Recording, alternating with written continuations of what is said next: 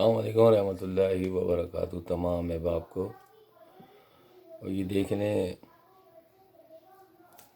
کہ یہ باہر کے جو آپ نظار دیکھ رہے ہیں، یہ بادل، یہ درخت، یہ پتے، یہ ہوا، یہ پرندے، یہ دیکھ لیں اللہ عز و جل کی بنائی ہوئی کسی بھی جو چیز ہے اس کو کوئی افیکٹ نہیں ہوا، اس کو کوئی فرق نہیں پڑا۔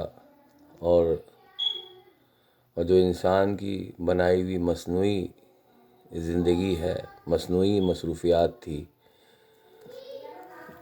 مصنوعی مصروفیات جو تھی، مصنوعی تھی نا ساری مصروفیات۔ ہم بڑے بزی ہیں، ہم بڑے مصروف ہیں، ہمارا یہ ہمارا وہ، اب گھر میں ہے نہیں ہے۔ یہ دیکھ لیں یہ بستر ہے یا ہم ہیں۔ صلو علی الحبیب صلی اللہ تعالیٰ علی محمد۔ بات کو سمجھنے کی کوشش کیجئے گا تو کورونا ختم بھی ہو جائے تو تھوڑا سا رک جائیے گا اور سوچئے گا ضرور کہ بچے جو ہے پروفٹ اسٹوری سن رہے ہیں، اس کی آواز آ رہی ہے پیچھے بیک گراؤنڈ سے، تو کثرت سے درود شریف پڑھیں اور صلح رحمی کریں۔